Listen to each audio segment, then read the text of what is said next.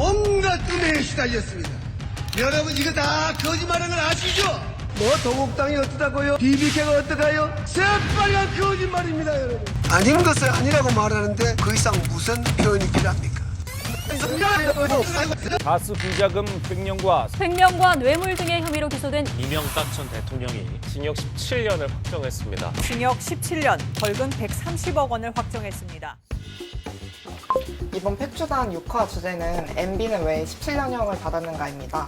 저희는 이명박 전 대통령이 무슨 제목으로 17년형을 받았나 알아보았습니다. 유죄를 받은 제목을 찾아보니 크게 뇌물죄에 대해서 징역 12년과 벌금 130억 원을, 다스자금 횡령 등에 대해서는 징역 5년을 받은 것을 알 수 있었습니다. 즉 경제사범으로 징역 17년형을 받은 것이죠. 죄목을 살펴봤는데 이명박 정부 하면 떠오르는 4대강 문제나 자원외교 관련한 문제는 죄목에 빠져있는 것을 확인할 수 있었습니다. 4대강 하면 녹조라떼라는 말이 떠오를 정도로 문제가 심각했고, 자원외교는 혈세 낭비라는 지적이 있었는데 왜 여기에 대해서는 책임을 묻지 않는 것인지 궁금해졌습니다. 그래서 저희는 이명박 정부 시절 논란이 있었던 두 가지 사건에 대해서 팩트체크 해보기로 하였습니다. 첫 번째 팩트체크. 이명박 전 대통령의 죄목에 왜 4대강은 빠졌을까? 4대강 사업은 이명박 정부 때 총 사업비 22조 원을 들여서 한강, 영산강, 낙동강, 금강 및 지류에 보 16개, 댐 5개, 저수지 96개를 만든 대형 토목 사업입니다.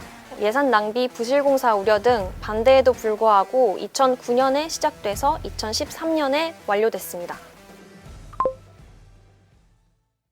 4대강 사업 당시부터 이후 정부까지 총 4차례의 감사가 이루어졌습니다. 2011년 이명박 정부 시절 1차 감사에서는 특별한 문제점이 없었다고 발표한 것과 달리 2013년 박근혜 정부 시절 2차 감사에서는 수질역화 우려, 2013년 3차 감사에서는 건설사 담합 비리가 있었습니다. 또 2018년 문재인 정부 시절 이루어진 4차 감사에서는 주무부처와 소통 없이 무리하게 사업이 진행됐다는 결과가 나왔습니다. 이렇게 4차례 감사를 통해 문제점이 드러났음에도 불구하고 처벌이 제대로 이루어지지 않았음을 확인할 수 있습니다. 또한 2013년 10월 22일 4대강 보건국민대책위원회와 4대강 조사위원회는 4만여 명의 시민과 함께 이명박 전 대통령 외 57명을 형사고발했습니다. 혐의는 다음과 같았습니다. 이러한 혐의에도 불구하고 박근혜 정부 당시 검찰은 사업 성과는 장기적으로 판단할 수밖에 없어 국고 손실을 단정할 수 없고, 정책 판단과 선택의 문제라는 이유로 58명 전원을 불기소 처분했습니다. 저희는 불기소 처분의 자세한 근거를 알아보고자 당시 고발을 진행했던 시민단체를 찾아가 인터뷰했습니다.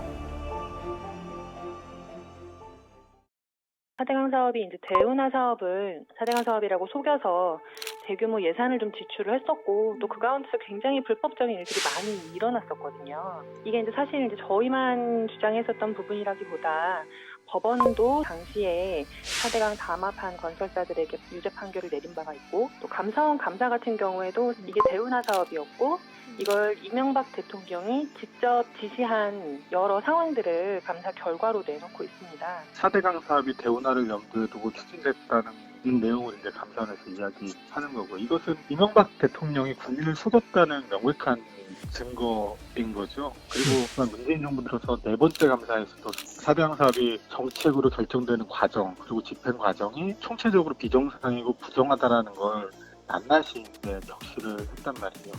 국민을 속이면서 22조가 넘는 세금을 낭비한 국책 사업인데 정책 결정자가 법적인 책임을 물을 수 없다? 이거는 상식적으로 납득이 안 되는 거죠. 팩트체크 두 번째. 이명박 전 대통령의 죄목에 왜 자원외교는 빠졌을까? 이명박 전 대통령의 대형 국책 사업 중 하나인 자원외교에 대해 알아봤는데요.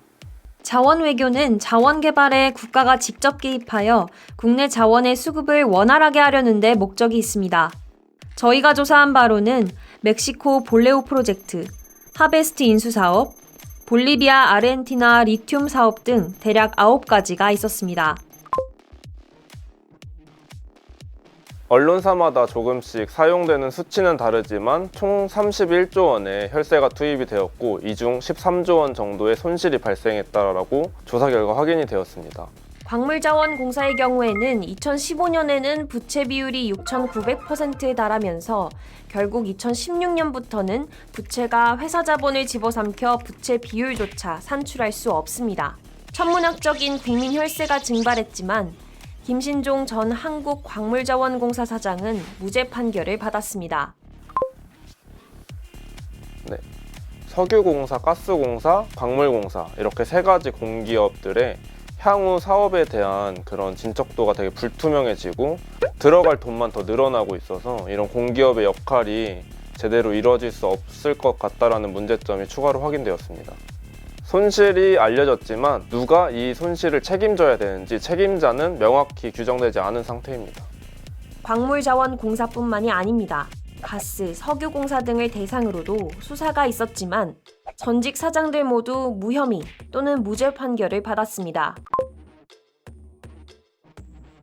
그 부분은 저희가 정확하게 의견을 말하기에 부족함이 있어서 전문가에게 의견을 구해보기로 하였습니다. 저희 팀은 이명박 전 대통령의 자원외교 향후 처벌 가능성에 대한 전문가 인터뷰를 요청했었습니다. 아직 강영원 전 석유공사 회장의 대법원 판결이 나오지 않아서 향후 처벌 가능성에 대하여 논의하기에는 조금 이르다는 답변을 받았습니다. 그렇기 때문에 지금 언론은 이명박 대통령의 형량이나 벌금과 같은 수치에만 집중해서 보도를 하고 있는데 사실 저희가 팩트체크한 부분이 시민들이 많이 궁금해하는 부분이라고 생각을 해요. 언론이 그러한 부분에 초점을 맞추고 보도를 해야 국민들이 이명박 전 대통령의 형량에 대해 의문을 가지지 않을 것 같습니다. 통치 행위는 사법적 판단의 대상이 되지 않는다는 주장이 있고 이러한 주장으로 이명박 정부 때 있었던 사업들에 대해서 판단하기가 어렵다 이런 견해가 있는데 원칙적으로는 맞는 말이라는 생각도 들지만 그렇다면 이러한 일들이 정말 순수한 통치 행위였는가 여기에 대해서 의문이 들었고 그래서 그 이면에 있는 진실을 좀 더 파헤쳐 볼 필요성이 있다고 생각을 하게 되었습니다. 사실 저희가 원래 팩트체크 세 번째가 있었습니다. 이명박 정부 하면 사람들이 흔히 4대강, 자원외교, 그리고 언론장악에 대해서 많이 기억을 하고 있을 텐데요. 사실 이명박 정부 당시 언론장악은 거의 모두가 목격한 거잖아요. 이렇게 증인도 있고 목격자도 있는데 이게 팩트임에도 사법적으로 문제가 있냐 없냐를 따지기에는 어려운 점이 있어서 되게 아쉬웠습니다. 이명박 대통령의 가장 큰 잘못 중 하나라고 할 수 있는 언론 장악. 임기 동안 낙하산 사장을 통해 KBS, MBC, YTN 등 공영 언론을 장악하고 우호적 여론을 만들기 위해 종편을 특혜로 허가하고 언론인을 탄압한 역사는 결코 지울 수 없습니다. 사법적인 판결에 포함되어 있지는 않지만 명백한 잘못임을 국민들은 기억하고 계실 겁니다. 더 자세한 이야기는 일요일 밤 9시 40분 저널리즘 토크쇼 제2에서 끝까지 지켜봐 주세요.